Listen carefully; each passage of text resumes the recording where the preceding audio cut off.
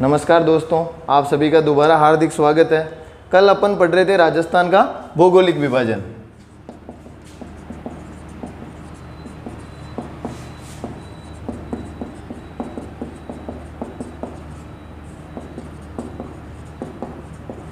क्या पढ़ रहे थे? राजस्थान का भौगोलिक विभाजन। अपन ने इसमें देखा था कि राजस्थान का भौगोलिक विभाजन कितने पार्टों में हो रखा है। अपन को 4 वाले पार्ट पढ़ने हैं। उन चारों पार्टों को अपन एक बार वापस देख लेते हैं।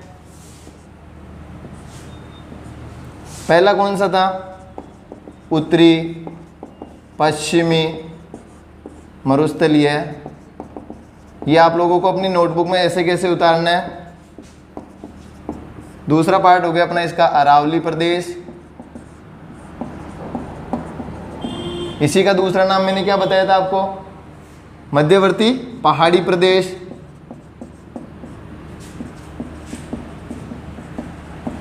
तीसरा हो गया अपना कौन सा? पूर्वी मैदान। और अंतिम हो गया दक्षिणी पूर्वी पठारी प्रदेश। सबसे जो टफेस्ट इसमें जो माना जाता है वो यही चीज़ मानी जाती है राजस्थान के भौगोलिक विभाजन में। अब बात करते हैं, अपन इसकी बात कर रहे थे कल, अपन ये पढ़ रहे थे कल। तो इसमें सबसे पहले अपन इसके कितने पार्ट किए थे? 2 पार्ट किए थे। कौन कौन से किए थे? शुष्क मरुस्थल, एक हो गया इसका अर्ध शुष्क मरुस्थल। एक तो हो गया शुष्क मरुस्थल, एक हो गया अर्ध शुष्क मरुस्थल। अब शुष्क मरुस्थल कहां से कहां तक फैला हुआ है? ये फैला हुआ है 0 से 25 सेंटीमीटर। ये फैला हुआ है 25 से 50 सेंटीमीटर वर्षा रेखा के मध्य। अब अपन बात कर रहे थे कल इसकी शुष्क मरुस्थल की। अपन पढ़ रहे थे कल शुष्क मरुस्थल। इसमें अपन ने क्या क्या पढ़ लिया? शुष्क मरुस्थल में अपन ने पढ़ा बालू का मुक्त और बालू का युक्त। बालू का मुक्त में अपन ने पढ़ा है कि जो भी पथरीला मैदान है, कोई भी हो गया, अपने चट्टानें हो गई, पहाड़ हो गए, वो सारे किस में आते हैं? शुष्क मरुस्थल में आते हैं। शुष्क मरुस्थल के बालू का मुक्त में आते हैं। और बालू का युक्त में अपन बात कर रहे थे तो उसमें क्या आते हैं? रेत के टीले आते हैं। अब रेत के टीलों की अपन ने बात की थी। सबसे पहले कौन सा रेत का टीला पढ़ा था अपन ने? बरखान पढ़ा था। दूसरा कौन सा पढ़ा था? अनुप्रस्थ पढ़ा था। तीसरा कौन सा था? अनुदैर्ध्य था। और चौथा कौन सा था अपने? चौथा कौन सा हो गया अपने? अपन लिख लेते हैं इसको ऊपर से। 1 नंबर पे हो गया अपना बरखान, दूसरे नंबर पे हो गया अपना अनुप्रस्थ, तीसरे नंबर पे हो गया अनुदैर्ध्य, चौथे नंबर पे हो गया अपना कौन सा? पैराबोलिक, और 5वें नंबर पे था अपना स्कर्व कापिस। ये चीजें मैं वापस दोबारा इसलिए रिपीट कर रहा हूं क्योंकि ये बहुत इंपॉर्टेंट है। इसमें से क्वेश्चन पुटअप होते हैं। ये 5 अपन ने रेत के टीले पढ़े थे। आप लोग इस चीज को उतार लीजिएगा। और इसके बाद अपन अब स्टार्ट करते हैं कि 6ठे नंबर पे अपन को क्या पढ़ना है। अब बात करते हैं अपन 6ठे नंबर पे। 6ठे नंबर पे अपन पढ़ेंगे रन और टाट। क्या पढ़ेंगे? रन और टाट। तो दोस्तों ये होता क्या है, इसके बारे में आपको मैं विस्तृत जानकारी दूंगा भी। रन और टाट होता क्या है? अपन पढ़ रहे हैं मरुस्थल, तो मरुस्थल की बात कर रहे हैं तो रन और टाट होता क्या है वो आप देख लीजिए कि मरुस्थल में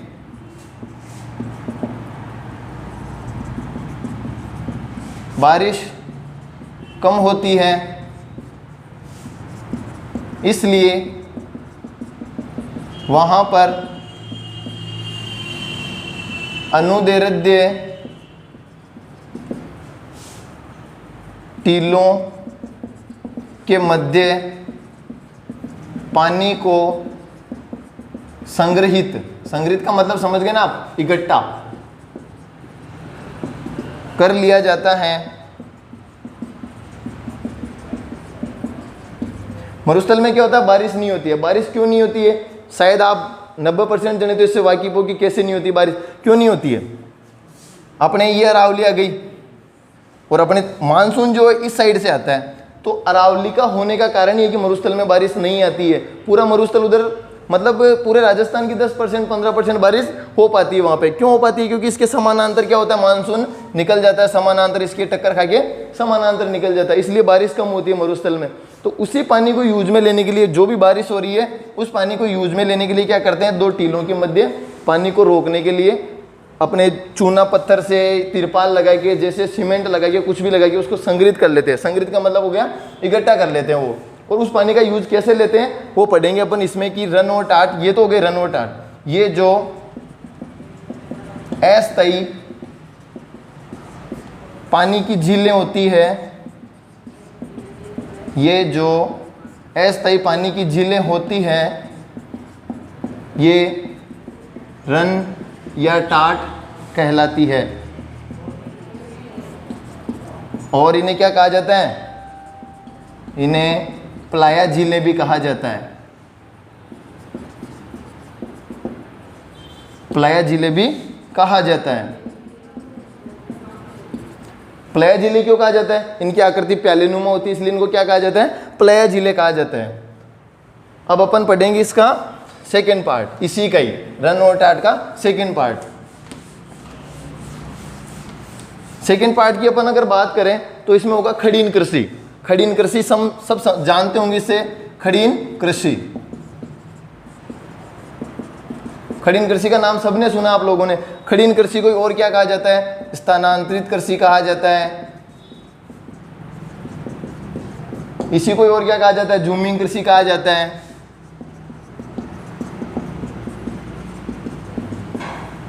खड़ीन कृषि, स्थानांतरित कृषि या जूमिंग कृषि, ये कहाँ होती है, ये होती है जैसलमेर में सबसे ज़्यादा। राजस्थान में कहाँ होती है सबसे ज़्यादा, जैसलमेर में। क्यों होती है, पानी की कमी है वहाँ पे। अब पानी को रोकने के लिए क्या किया उन्होंने, रन या टाट, अपन ने पढ़ा था अभी, रन या टाट।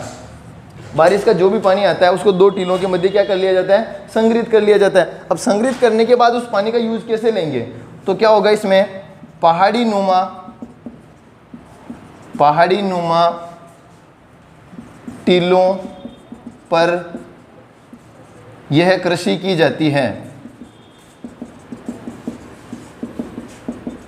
पहाड़ी नुमा टीलों पर यह कृषि की जाती है। इससे जो रन और टाट में अपन जो पानी जो अपने संग्रहित किया हुआ है वो भी इसमें काम में आ जाता है, सारा पानी इसमें काम में आता है। सबसे पहले खड़ीन कृषि की शुरुआत किसने की थी, राजस्थान में सबसे पहले खड़ीन कृषि की शुरुआत, अगर अपन इसकी बात करें तो नाम आता है सबसे पहले पालीवाल ब्राह्मणों का। पालीवाल ब्राह्मणों ने इसकी सबसे पहले शुरुआत की थी पूरे अपने राजस्थान में। राजस्थान में भी कहाँ पे हो रहा है, जैसलमेर में हो रहा है। और सर्वाधिक खड़ीन कहाँ पर है, राजस्थान में ही है। ये क्वेश्चन पूछा जा सकता है, सर्वाधिक खड़ीन कहाँ पर है, जैसलमेर में है।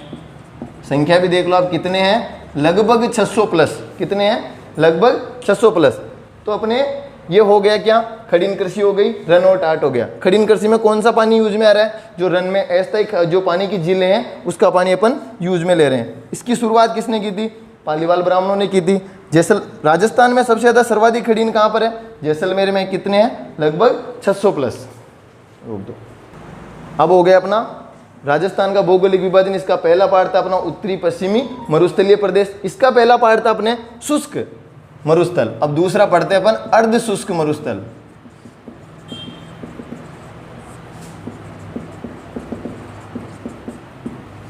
पढ़ेंगे नहीं तो सब अपन को डिफिकल्टी लगेगा, पढ़ेंगे तो सारा ही आ जाएगा अपन को।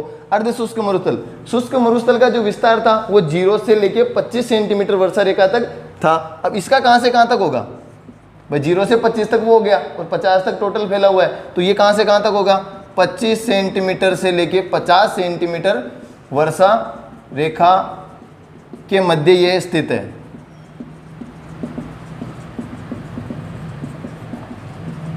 ये हो गया। अब नाम हमारा अर्ध शुष्क मरुस्थल। इसको अपन ने 4 उपविभागों में विभक्त किया हुआ है। कितने उपविभागों में, 4 उपविभागों में।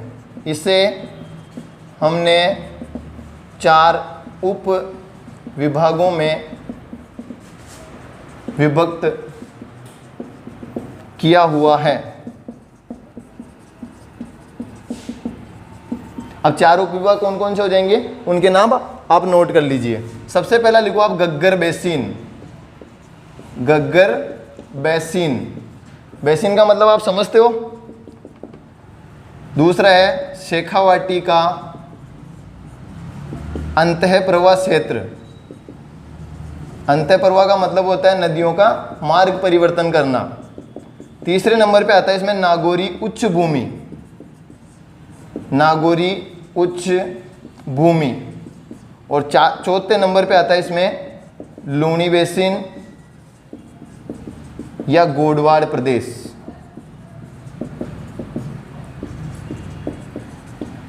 आप लोग इसमें कंफ्यूज मत होना, क्योंकि अपन ने राजस्थान का भौगोलिक विभाजन के 4 पार्ट पढ़े थे, वो अपन ने पहले ही पढ़ लिया था। ये 4 पार्ट अपन किसके पढ़ रहे हैं, अर्ध शुष्क मरुस्थल के पढ़ रहे हैं। पहले नंबर पे आता है अपना गग्गर बेसिन जो सबसे ऊपर है, शेखावाटी का अंतः प्रवाह क्षेत्र जिसमें 3 जिले आते हैं, सीकर, चूरू, झुंझुनू। फिर ये नागौरी उच्च भूमि जो मध्य में आता है, लूणी बेसिन, गोडवाड़ प्रदेश अपने अजमेर से निकलती है। आप ये नोट कर लीजिए।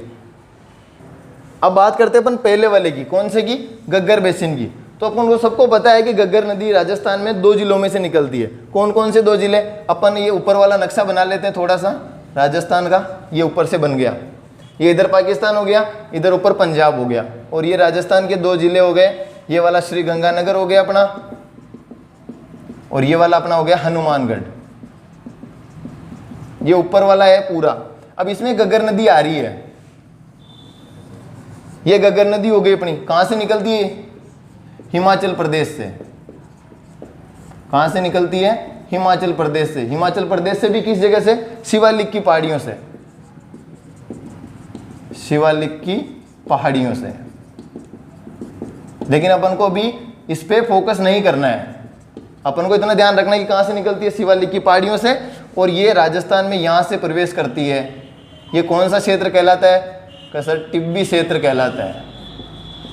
कौन सा क्षेत्र है, टिब्बी क्षेत्र ये कहलाता है। इसमें राजस्थान में हनुमानगढ़ में प्रवेश करती है, फिर श्री गंगानगर में, और फिर कहाँ चली जाती है, पाकिस्तान में चली जाती है गग्गर नदी। अपन को अभी वो नहीं पढ़ना है, अभी अपन नदी नहीं पढ़ रहे हैं, अभी अपन पढ़ रहे हैं गग्गर बेसिन, गग्गर का अपुआ क्षेत्र पढ़ रहे हैं अभी अपन। तो अब पढ़ने में इसमें होता है, ये हो गया हनुमानगढ़, ये हो गया श्री गंगानगर, इन 2 जिलों में ये बहती है।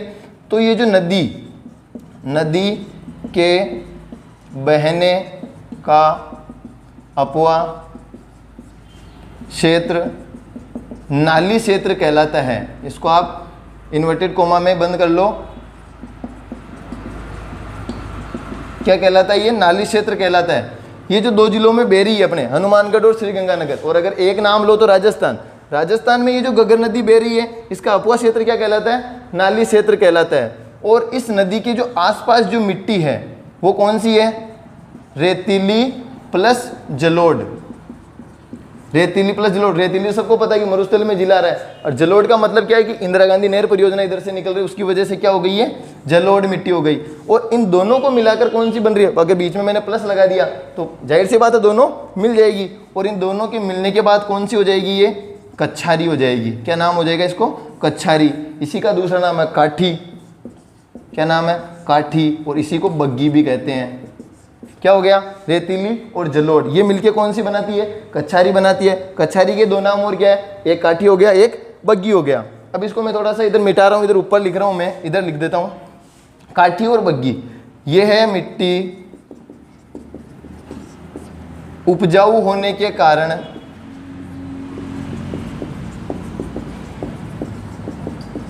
तथा यहाँ पर IGNP, सब समझते हो, इंदिरा गांधी नहर परियोजना, IGNP से लिखो, IGNP से सिंचाई की सुविधा उपलब्ध होने के कारण श्री गंगानगर को क्या कहा जाता है, अन्न का कटोरा कहा जाता है। ये ऊपर लिख रहा हूं मैं, होने के कारण श्री गंगानगर को अन्न का कटोरा कहा जाता है।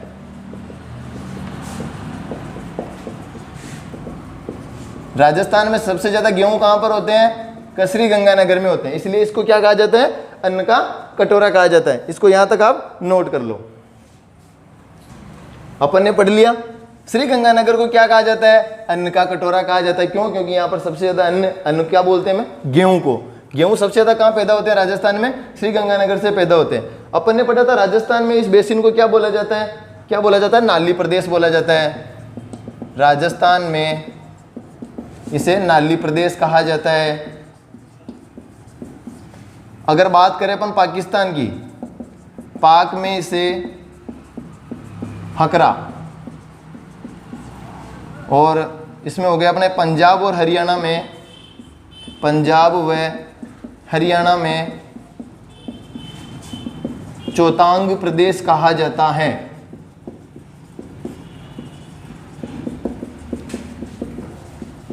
ये बात किसकी होगी? अपन अर्ध शुष्क मरुस्थल पढ़ रहे हैं, उसका पहला पार्ट कौन सा था? घग्गर बेसिन का। घग्गर बेसिन, इसका अपवा क्षेत्र कहाँ पर है? राजस्थान में, श्रीगंगानगर और हनुमानगढ़ में। कौन सी नदी है? घग्गर नदी है। एक चीज इसमें नोटिस कर लो, घग्गर नदी क्या है? घग्गर नदी क्या है? सीधा साधा क्वेश्चन पूछा जाता है कि राजस्थान की सबसे लंबी अंतःप्रवाही नदी है ये। कौन सी है ये? राजस्थान की सबसे लंबी अंतःप्रवाही नदी। वैसे तो अपन इसको उपवा क्षेत्र में पढ़ लेंगे, लेकिन अभी थोड़ा सा देख लो इसको।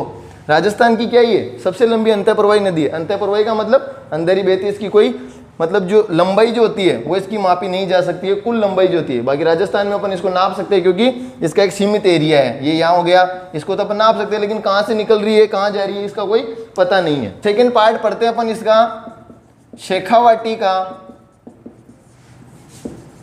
अंतःप्रवाह क्षेत्र। पहले बताया था मैंने, अंतःप्रवाह का मतलब क्या होता है? नदी द्वारा मार्ग परिवर्तन करना।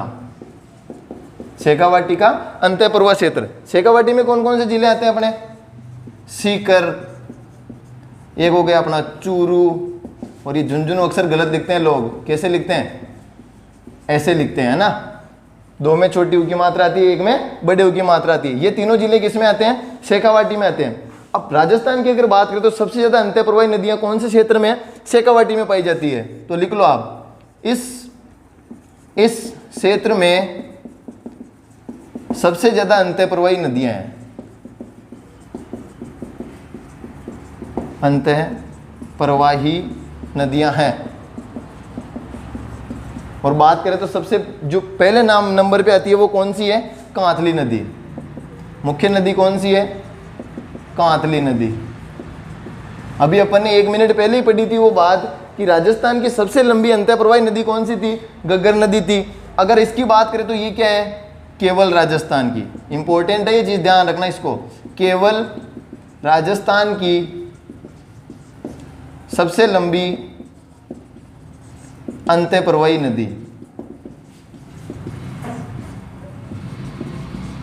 समझ में आ गया? घग्गर नदी क्या थी? अपनी राजस्थान की सबसे लंबी अंतःप्रवाही नदी। और कांतली नदी की बात आई तो ये क्या है? केवल राजस्थान की सबसे लंबी अंतःप्रवाही नदी। अब अपन पढ़ रहे हैं क्या है?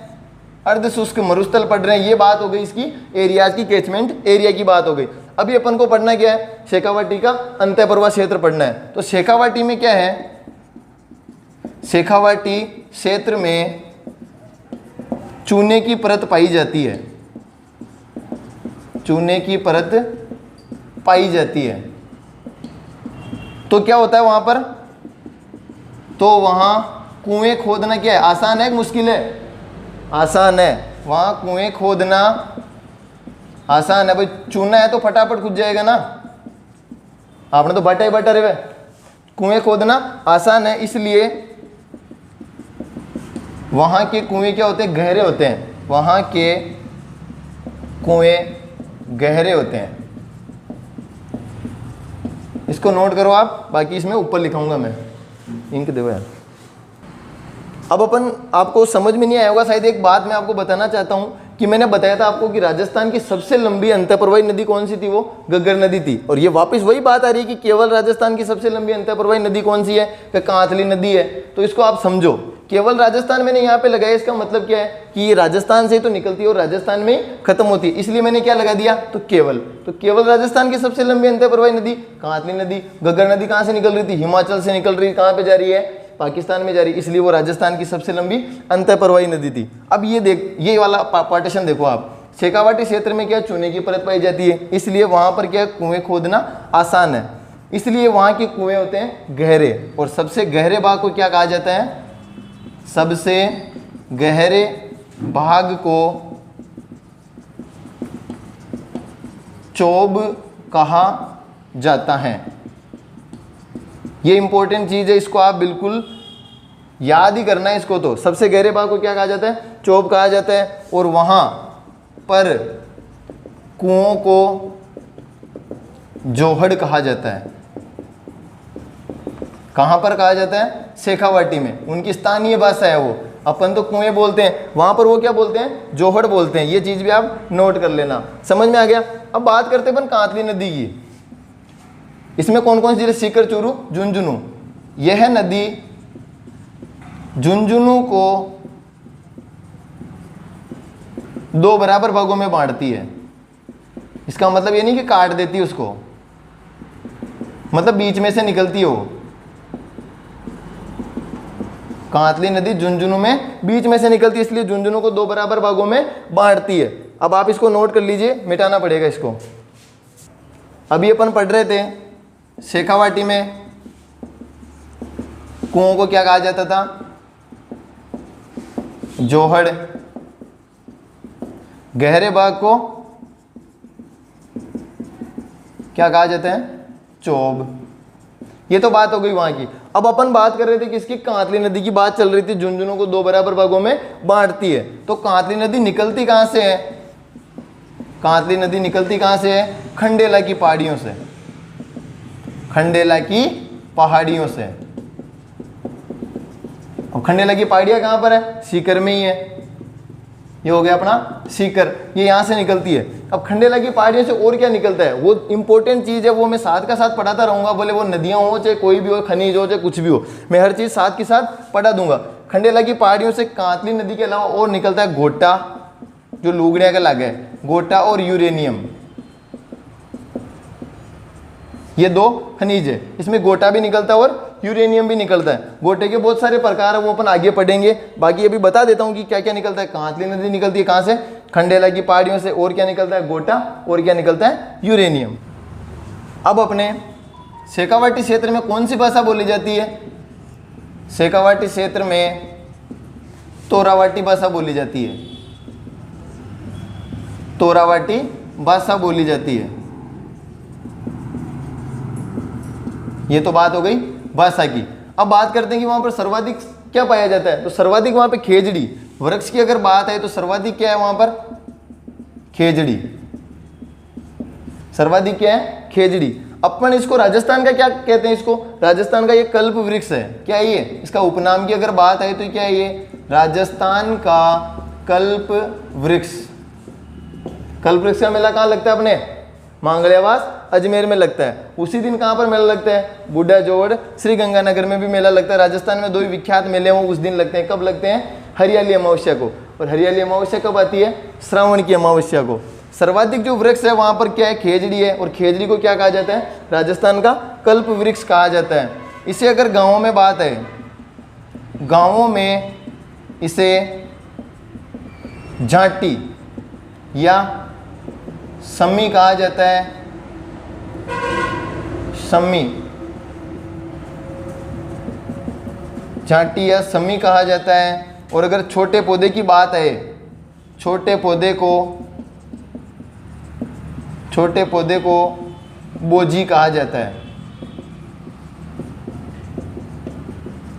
ठीक है, ये बात हो गई किसकी? सर्वाधिक क्या पाई जाती है वहां पे? खेजड़ी। खेजड़ी को क्या कहते हैं? राजस्थान का कल्प वृक्ष। गांवों में इसे क्या कहते हैं? झांटी या समी कहते हैं। और छोटे पौधे को क्या कहते हैं? बोजी कहते हैं। अब खेजड़ी में क्या लगता है? फल क्या होता है इसका? इसके फल को क्या कहते हैं अपन? सांगरी कहते हैं। क्या कहते हैं? सांगरी। सांगरी कहा जाता है। सब जानते हो गांव की हो। इसके फल को क्या कहा जाता है? सांगरी कहा जाता है। अब वो तो बात हो गई किसकी? वृक्ष की। अगर पक्षी की बात है तो सर्वाधिक पक्षी कौन सा है वहां पर शेखावाटी में? सर्वाधिक पक्षी कौन सा है? भारत का राष्ट्रीय पक्षी कौन सा है? क्या मोर है। मोर सर्वाधिक कहां पर है? शेखावाटी में। इसे क्या कहा जाता है? भारत का राष्ट्रीय पक्षी। मारने पर जेल होती है इसको। भारत का क्या है, ये राष्ट्रीय पक्षी है। अब इनके सबके क्या है, वैज्ञानिक नाम भी होते हैं, वैज्ञानिक नाम, वैज्ञानिक नाम। 35 रुपए का क्या आता है, कसर पौवा आता है। व्हाट्सएप पे क्या लगाते हैं, स्टेटस लगाते हैं। तो इसका वैज्ञानिक नाम क्या है, पावा क्रिस्टेटस, ये इसका वैज्ञानिक नाम हो गया। अब अगर अपन बात करते हैं कि सर्वाधिक पक्षी तो कहाँ पे पाए जाते हैं, शेखावाटी क्षेत्र में। अगर घनत्व की बात आए, इनका जो घनत्व है, मोर का सर्वाधिक घनत्व, तो वो कहाँ पर है, वो है सरिस्का अभयारण्य में। और सरिस्का अभयारण्य कहाँ पर है, अलवर में। घनत्व का मतलब और संख्या ज्यादा का मतलब आप समझ नहीं रहे हो तो मैं बता देता हूं। जैसे बात है कि ये आपका हो गया शेखावाटी, क्या हो गया ये, शेखावाटी। शेखावाटी आपका इतना बड़ा है और बात कर रहे हैं अपन सरिस्का अभयारण्य की, तो ये हो गया आपका सरिस्का अभयारण्य। अब सरिस्का अलवर के अंदर है तो अलवर भी शेखावाटी क्षेत्र से छोटा है, तो सरिस्का तो इतना सा ही है। अगर अपन बात कर रहे हैं कि यहाँ पर अगर 500 मोर पाए जाते हैं, कितने पाए जाते हैं, 500 मोर, कहाँ पर, शेखावाटी क्षेत्र में। और यहाँ पर अगर 400 मोर है तो संख्या में तो ज़्यादा कहाँ पर हुए, शेखावाटी में। और घनत्व के आधार पर ज़्यादा कहाँ पर हुए, सरिस्का अभयारण्य में। संख्या इनकी ज़्यादा है लेकिन घनत्व इनका ज़्यादा है। तो आप ये नोट कर लीजिए बिल्कुल। और कहीं पर भी अगर आपके ये आ रहा है घनत्व का मतलब और संख्या का मतलब, तो आप इसी चीज़ से डिफाइन इसको कर सकते हैं। ये हो गए अपने दो पार्ट, कौन कौन से हो गए, एक तो हो गया गग्गर बेसिन, दूसरा हो गया शेखावाटी का अंतःपर्वत क्षेत्र। अब बात कर रहे हैं अपन तीसरे की, कौन से में, अर्ध शुष्क मरुस्थल का तीसरा पॉइंट है, कौन सा था अपने, नागौरी उच्च भूमि। सीधी सी बात है, कौन से जिले में होगी, नागौर जिले में होगी। अब नागौरी उच्च भूमि पढ़ने के लिए अपन को क्या करना पड़ेगा, इधर तो हो गया अपना नागौर और इसके यहां पर हो गया अपना वाला, राजस्थान का हृदय कौन सा है, अजमेर है। ये हो गया अजमेर और नागौर। अब ये अजमेर से नागौर तक क्या है, अजमेर से नागौर तक खारे पानी की अधिकता है, कहां पर है, धरातल में। नागौर और अजमेर के बीच में क्या है, खारे पानी की अधिकता है, कहां पर है, इस पूरे एरिया में खारे पानी की अधिकता है, क्योंकि जिले सर्वाधिक क्या, यहाँ पर सर्वाधिक खारे पानी की झीलें भी इसी एरिया में है, सर्वाधिक खारे पानी की झीलें कौन कौन से हो गए, डीडवाना, मकराना, सारी नावा वावा सब इसमें आ गई, सारी की सारी। सर्वाधिक खारे पानी की झीलें नागौर से लेके अजमेर के बीच में आती है। अब इन झीलों में ये जो पानी होता है यहाँ का, यहाँ पर सोडियम प्लस फ्लोराइड की मात्रा अधिक होती है। यहाँ पर सोडियम तथा फ्लोराइड की मात्रा अधिक होती है, किसमें, पानी में। वहाँ का जो पानी उसमें सोडियम और फ्लोराइड की मात्रा अधिक होती है, इसलिए वहाँ पर रोग कौन सा होता है इससे, इसलिए वहाँ पर अधिकतर रोग होता है, कौन सा होता है, फ्लोरोसिस। इससे मिलता जुलता ये कौन सा है, फ्लोरोसिस। आप लोगों ने पहले भी पढ़ा होगा। अब जब अपना पानी पहले शुद्ध नहीं होता था तो दीवारों पे लिखा हुआ होता था, फ्लोरोसिस की क्या पहचान, दांत पीले हड्डी जाम। क्या लिखा होता था, फ्लोरोसिस की क्या पहचान, फ्लोरोसिस की क्या पहचान। अब इसके लक्षण है ये, इसके क्या है ये, लक्षण है ये। फ्लोरोसिस की क्या पहचान, दांत पीले हड्डी जाम। ये चीज आप नोट कर लें। लक्षण है इसके क्या, कौन से के, फ्लोरोसिस रोग की क्या लक्षण है, दांत पीले हो जाते हैं और हड्डियां जाम हो जाती है।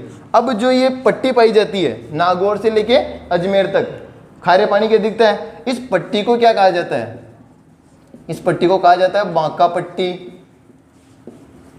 इसी को कहा जाता है hump belt, hump belt, Banka पट्टी या कुबड़ पट्टी। मोस्ट इंपॉर्टेंट चीज है ये। नागौर से लेके अजमेर तक जो पट्टी पाई जाती है खारे पानी की, उसे क्या कहते हैं, बांका पट्टी, हम्प बेल्ट या कुबड़ पट्टी।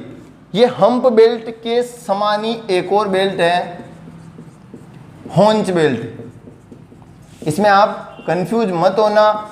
हम्प बेल्ट है नागौर से लेके अजमेर तक जो खारे पानी की अधिकता के कारण है, और होंच बेल्ट है कोटा से लेके बूंदी तक जो क्या है ये मीठे पानी की। ये मीठे पानी की परत है और ये कौन सी है, खारे पानी की।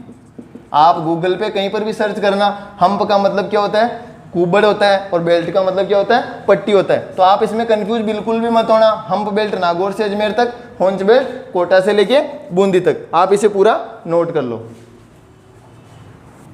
अपने 3 पार्ट हो गए। अब चौथा पार्ट बचा हुआ इसका, वो चौथा पार्ट डाल दीजिए। कौन सा था अपना, लूनी बेसिन या गोडवाड़ प्रदेश, ये इसका चौथा पार्ट है। इसके बाद अपन ना जो है उत्तरी पश्चिमी मरुस्थलीय प्रदेश कंप्लीट हो जाएगा। उसके बाद कौन सा बचेगा अपने, अरावली प्रदेश। तो लूनी बेसिन और गोडवाड़ प्रदेश पढ़ते हैं, छोटा सा ही है। इसका विस्तार कहाँ कहाँ पर है, इसका विस्तार है बाड़मेर में और जालोर में। बाड़मेर व जालोर में इसका विस्तार है। तो बाड़मेर तो क्या है, बाड़मेर में तो क्या है, सर्वाधिक लवणीय पादप। सर्वाधिक लवणीय पादप का मतलब क्या है भाई, धरातल में अगर नमक जैसा पानी है, पूरा खारा पानी है, तो वहां के पादप भी कैसे होंगे, लवणीय पादप होंगे। और जालोर क्या है, जालोर क्यों प्रसिद्ध है, नेहड़ के दलदल के लिए, नेहड़ का दलदल। ये दोनों चीजें आप नोट कर लो। लूनी बेसिन गोडवाड़ प्रदेश का विस्तार कहाँ कहाँ पर है, बाड़मेर में और जालोर में। बाड़मेर क्यों प्रसिद्ध है, सर्वाधिक लवणीय पादप है वहां पर, और जालोर में क्या है, नेहड़ का दलदल। तो ये अपना ये जो पहला था उत्तरी पश्चिमी मरुस्थलीय प्रदेश, ये यहीं पर खत्म होता है। इसके बाद अपन स्टार्ट करेंगे अरावली प्रदेश या मध्यवर्ती पहाड़ी प्रदेश। अंत में मैं यही कहना चाहता हूं कि आप अपना सहयोग प्यार हमारे साथ बनाए रखें। हम आपको अच्छे से अच्छे वीडियो आपको प्रोवाइड कराते रहेंगे। और इसमें डिस्क्रिप्शन में आपको आशु जी का जो यूट्यूब चैनल है उसका भी लिंक मैं डाल दूंगा, संजय सर का यूट्यूब चैनल है उसका भी मैं डाल दूंगा। और आप इसके हमारे इसी चैनल के अंदर भी रीजनिंग कंप्यूटर की क्लासें भी चलती रहती है, आप उनको भी आप देखें कंटिन्यू। हम यही चाहते हैं कि आपको कम मीटर में ज़्यादा क्वेश्चन पुटअप हो, बस यही चाहते हैं हम। तो ज़्यादा मीटर आपको हम भी नहीं पढ़ाएंगे। और थैंक यू, सहयोग बनाए रखें आप।